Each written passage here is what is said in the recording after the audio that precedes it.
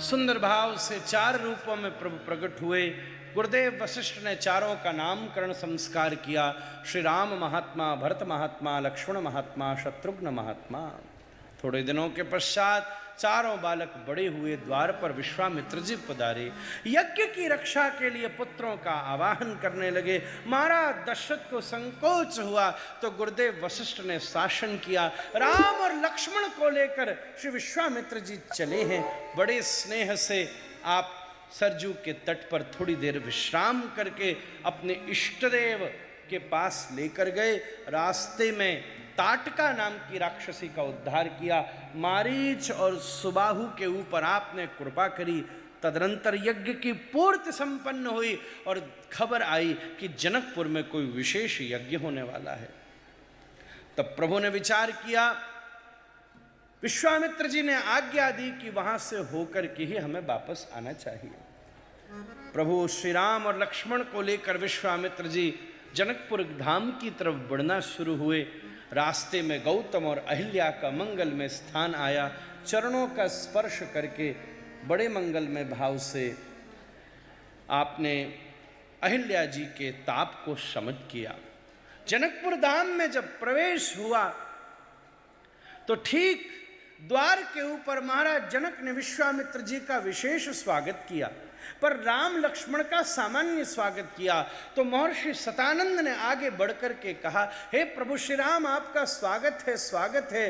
रास्ते में मेरी माता पिता का आश्रम पड़ा होगा, वो आपकी प्रतीक्षा कर रही थी। अपने चरण स्पर्श को करके आपने उनके ताप को समाप्त किया होगा और मेरे पिता ने अपने पति पने के अभिमान का परित्याग करके अपने वामांग में मेरी माता को आसन दिया होगा। महाराज जनक ने सोचा, मेरे गुरु की भी माता के दुख को दूर करने वाला साधारण बालक नहीं हो सकता। पधारिए पधारिए राम, पधारिए पधारिए। सबका स्वागत हुआ। एक दिन विश्वामित्र जी ने जनक से पूछा, तुम हमारे आने से प्रसन्न नहीं दिखते। तब महाराज जनक वर्णन करते हैं, एक बार हमारे यहाँ बहुत बड़ा अकाल पड़ा, तब आकाशवाणी हुई। तब मैंने अपनी पत्नी के साथ सीतामढ़ी की भूमि पर स्वर्ण हल चलाया। एक जगह जाके स्वर्ण की नोक फंस गई। जब उस भूमि को खोदा तो वहां से एक कन्या की प्राप्ति हुई। हल की नोक को सीत कहते हैं, तो मैंने उसका नाम सीता रख दिया। थोड़े दिनों के बाद वो बड़ी होने लगी। हमारे यहाँ शिव पिनाक हमारे पूर्वजों को मिला है। रोज शिव समान हम उसकी पूजा करते हैं। पर एक दिन मैं अनुपस्थित था। मेरी पत्नी ऋतुमती थी, वो सेवा नहीं कर सकती थी।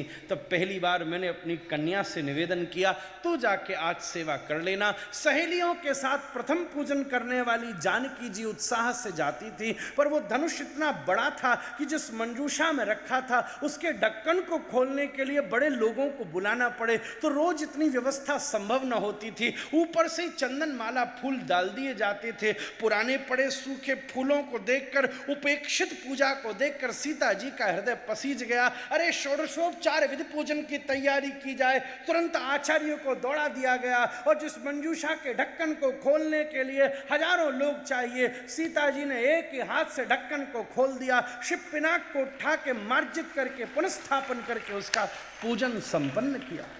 जब ये बात मुझे पता चली तो मैंने प्रतिज्ञा कर ली कि जो पुरुष सिंह इस शिव पिनाक के ऊपर प्रत्वंसारोपण करेगा, मैं अपनी कन्या का विवाह उसी के साथ करूंगा। तो क्या बात है, बोले इतना समय हो गया, बड़े बड़े आए, ढक्कन तक न खोल पाए, हिला तक न पाए। विश्वामित्र जी बोले, अब तो राम आने वाले हैं।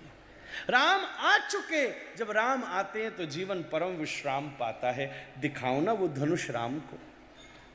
राज्य में रखा है। बोले बिल्कुल नहीं, वो धनुष के पास नहीं जाएंगे। तुम चाहते हो धनुष तोड़े तो धनुष को उनके पास लेकर आओ। सुंदर व्यवस्था कर दी गई। 10,000 योद्धाओं को चारों तरफ से निमंत्रित किया गया। मंजूषा को रस्सों से बांधकर घसीट कर जाने लगा। जब कड़कड़ गड़गड़ की भूमि जनकपुर में व्याप्त होने लगी तो सब किसान खेत छोड़कर आ गए, विद्यार्थी विद्यालय छोड़ करके चले आए। सबके सब रसोइयों को छोड़कर माताएं इकट्ठी हो गई। ये धनुष कहाँ जा रहा है, ये धनुष कहाँ जा रहा है। वहाँ अयोध्या में भी एक आजाद मैदान के मंच के ऊपर धनुष को रखा गया। सारी भीड़ वहां की इकट्ठी हो गई। अरे धनुष के साथ क्या होना है। एक कोई लड़का आया तो था, अरे वो तो ऐसा पतला दुबला, कहाँ ये धनुष को हिलाएगा। सब लोग आपस में बातें करने लगे। उसी समय मंद्र मंद्र गति से पीछे वाले द्वार से चढ़कर के रघुनाथ ने मंच के ऊपर प्रवेश किया। लोगों ने तो लौटना शुरू कर दिया। अरे कन्या के पिता की हालत ऐसी ही होती है, कहां वज्र जैसा कठोर धनुष और कहां कुसुम जैसे कोमल राम, कहां उठा पाएंगे, कहां इसे हिला पाएंगे। पर जैसे कोई पागल हुआ हाथी मदष्ट गजेंद्र किसी गन्ने के खेत से क्षुदंड को उखाड़ लेता है, उसी प्रकार अपने हस्त पुंडित भुजाओं के द्वारा श्री रघुनाथ ने उस धनुष को उठा करके नीचे रखा, उसके ऊपर के भाग को दबा के उस पर प्रत्यंचा चढ़ाने का प्रयास किया। नजर सामने गई तो सामने झरोके से सीता जी झांक रही थी। सीता जी ने देखते ही मंद मंद मुस्कुराहट दी। उस मुस्कुराहट में राम जी के होश ही उड़ गए कि बैलेंस बिगड़ गया और जोर इतना ज्यादा लग गया कि कटाक की ध्वनि करके धनुष टूट गया। बाबूजी, हम ब्रज वाले कहवे राम के बल ने धनुष ना तोड़ो, हमारी किशोरी की मुस्कुराहट ने तोड़ दिया। मुनिंद वृंद वंदिते त्रिलोक शोकहारिणी प्रसन्न वक्त्र पंकजे निकुंज भूविलासिनी ब्रजेंद्र भानुनंदिनी ब्रजेंद्र सोन संगते कदा करिष्यसि हमाम कृपा कटाक्ष। सुंदर माला लेकर के श्रीमद् जानकी जी मंच पर प्रस्तुत भई हैं। माला लेकर खड़ी हैं, राम जी भी तने हुए खड़े हैं। पहले दिन कैसे झुक जाऊं, नाक कट जाएगी महाराज। उसी समय लक्ष्मण जी खड़े हुए। जब भगवान भक्त के सामने टलते हैं ना, पाप पुण्य का विचार करते हैं ना, कर्म अकर्म का विचार करते हैं, तो लक्ष्मण गुरु की तरह खड़े होकर भगवान को झुका। लक्ष्मण जी खड़े हो गए, भगवान आपकी जय हो, आपकी जय हो, आपकी जय हो। लो, अगर शिष्य के जीवन में भजन कम होता है तो गुरु चढ़ जाता है, ले मेरा भजन इसमें मिला लेना, इसने भोग कम लगाया मेरा भोग मिला लेना, इसने माला कम की ले मेरी माला मिला के इसको हृदय से लगा लेना। ये उसकी स्थिति है। लक्ष्मण जी आसन से खड़े हो गए। भैया राम आपकी जय हो, आपने जो कृत्य किया है, सूर्यवंश की कीर्ति दिग्दिगंत व्याप्त हो गई है। महाराज दशरथ के आनंद की सीमा नहीं है। जय जयकार करते हुए लक्ष्मण जी राम जी के चरणों में गिर पड़े। अब उठ ही नहीं रहे, उठ ही नहीं रहे। अरे उठ जा, उठ ही नहीं रहे। अब राम जी नीचे झुके, कंधा पकड़ के उठाने की कोशिश कर रहे हैं। अरे उठ, अरे उठ। भाभी देख रही है, दोनों भैया कर क्या रहे हैं। लक्ष्मण जी मुड़ के बोले, भाभी इतनी मुश्किल से झुकाया, जल्दी माला डाल मारा।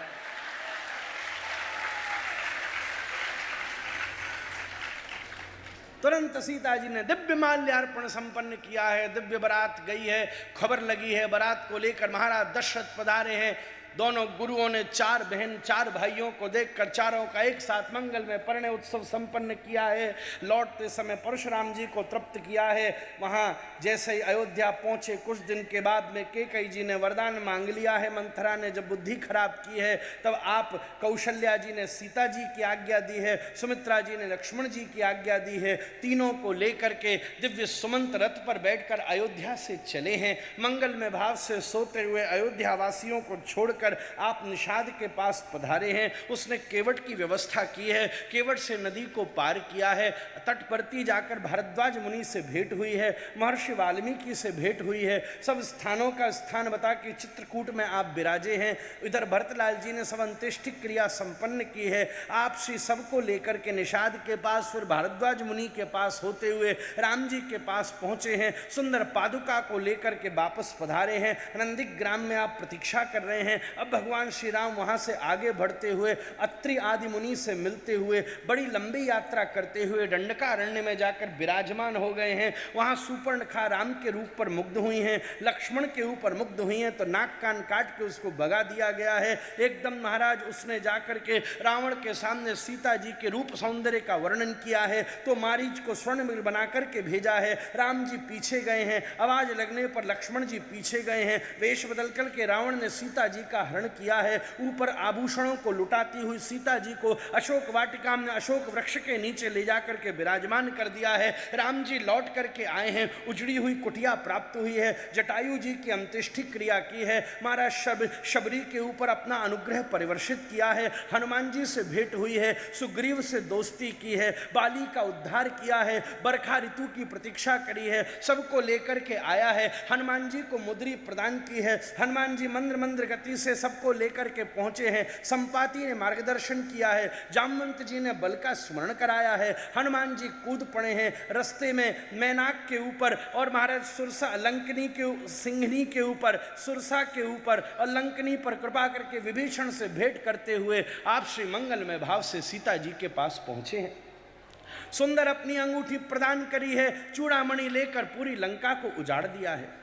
रावण के सामने मेघनाथ के पाश में बंद करके पधारे हैं, उसने पूंछ में आग लगाई है, इन्होंने पूरी लंका को जलाकर राम जी को खबर प्रदान की है। राम जी समुद्र के तट पर आ पहुंचे हैं, विभीषण शरणागत हुए हैं, अंगद को भेजा माने नहीं, युद्ध शुरू हुआ, कुंभकर्ण आदि का वध हुआ, लखनलाल जी को शक्ति लगी, हनुमान जी दवाई ले आए, अंत में दिव्य विजयदशमी पे अनुष्ठान करते हुए प्रभु श्री राम ने रावण का मंगल में उद्धार किया है। विभीषण को राज्य गद्दी पर बिठाकर वापस लौटे हैं। भरतलाल को कहा तुम गद्दी संभालो, भरत बोले आप ही संभालो, सारी गद्दी ब्राह्मणों को दान कर दी। तो गुरुदेव वशिष्ठ ने कहा दान तो हो गया, दक्षिणा भी दीजिए। तो दक्षिणा में यही चाहिए कि हे प्रभु आप गादी पर विराजिए, सीताराम जी सिंहासन पर, तीनों भैया पीछे, हनुमान जी चरणों में। इसी दर्शन को करके राम कथा को प्रणाम करते हैं महाराज।